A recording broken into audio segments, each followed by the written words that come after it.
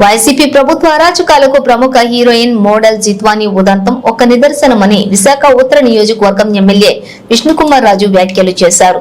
శుక్రవారం విశాఖలో ఆయన మీడియాతో మాట్లాడుతూ మోడల్ నటి జిత్వానీ విషయంలో వైసీపీ నేతలు చేసిన అరాచకం దారుణమన్నారు. జగన్ పాలనకు చంద్రబాబు పాలనకు ఎంత తేడా ఉందో చూడాలన్నారు.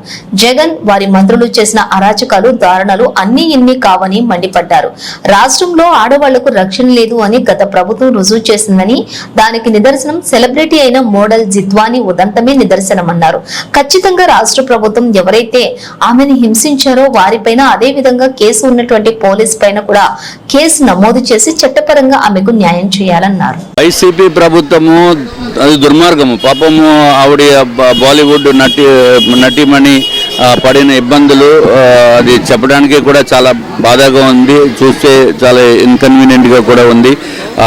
వాళ్ళని ఎక్కడ బాంబే నుంచి తీసుకుని కిడ్నాప్ చేసి ఇక్కడికి ఆంధ్ర రాష్ట్రం తీసుకొచ్చి ఆంధ్ర పరువు తీసిన పోలీస్ అధికారులపై తప్పనిసరిగా చర్యలు తీసుకోవాల్సిన అవసరం ఉంది. ఎంతసేపు కూడా ఈ వైఎస్ఆర్సీపీ ప్రభుత్వము ఎన్ని దుర్మార్గ పనులు చేసింది. ఎంతోమంది పైన ఎస్సీ లీడర్స్ పైన కేసులు పెట్టారు, రకరకాల ఇబ్బందులు పెట్టారు. వాట్సాప్ పెడితేనే తీసుకెళ్లి లోపల వేసిన వాళ్ళు సంగతి ఎక్కడ దేశంలో ప్రపంచంలో ఎక్కడ ఉండదు.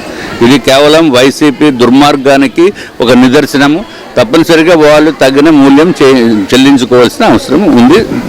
డెఫినెట్గా ఈ ప్రభుత్వము దానిపైన సీరియస్గా యాక్షన్ తీసుకుంటుంది. వైసీపీ రాజ్యసభ ఎంపీలు ఎక్కడ దారితీస్తుంది? ఇప్పుడు వైసీపీలో ఈ జగన్మోహన్ రెడ్డి పైన ఉన్న వ్యతిరేకత అందరికీ తెలుసున్నమాట వాస్తవం. అది 151 సీట్ల నుంచి 5 పోయింది, అంటే 5 మధ్యలోది పోయింది. ఇంకా బ్యాలెన్స్ మిగిలింది 11 ఉంది, ఏదో క్రికెట్ టీం లాగా.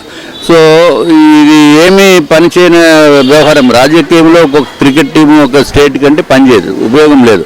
కాబట్టి వాళ్ళు ప్రత్యామ్నాయం కాదు అనే ఉద్దేశంతో వైసీపీలో ఉన్న నాయకులు అంటే ఈ అవమాన భారాన్ని ఈ జగన్మోహన్ రెడ్డి నెక్స్ట్ టైం ఒకటి కూడా పోతుంది. జగన్మోహన్ రెడ్డి ఒకటే నిగుతారు ఆయన.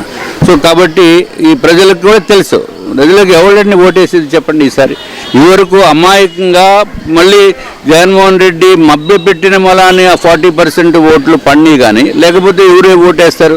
ఈరోజు రాష్ట్రము 9,74,000 కోట్ల రూపాయల అప్పుల్లో ఉంది.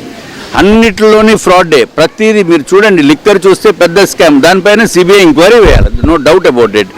ఇదొకటే కాకుండా గ్రావెల్లో కుంభకోణము, శాండ్లో కుంభకోణము, మద్యంలో కుంభకోణము, అన్నీ కూడా ఆఖరికి వారి చిన్నాన్న గారిని మర్డర్ చేసినట్టుగా అందరికీ తెలుసు, కానీ వాళ్ళు మాత్రము హార్ట్ అటాక్ అని అంటారు. దానికి ఏం చెప్తాము? సో అత్యంత దారుణమైన నిరంకుశమైన రాక్షస పరిపాలన జగన్మోహన్ రెడ్డి గారు చేయటం జరిగింది. ఈ రాష్ట్ర ప్రజలు ఇంకా వాళ్ళందరినీ బయటికి పంపించే కార్యక్రమంలో ఉన్నారు. కాబట్టి ఇంకా మిగిలిన వాళ్ళు కూడా ఎవరైతే వైసీపీలో పదవులు అనుభవిస్తున్నారో వాళ్ళు కూడా గౌరవంగా రిజైన్ చేసేస్తే బెస్ట్. రిజైన్ చేసి వాళ్ళు ఏ పార్టీలోకి కావాలంటే వాళ్ళ పార్టీలోకి వెళ్ళొచ్చు.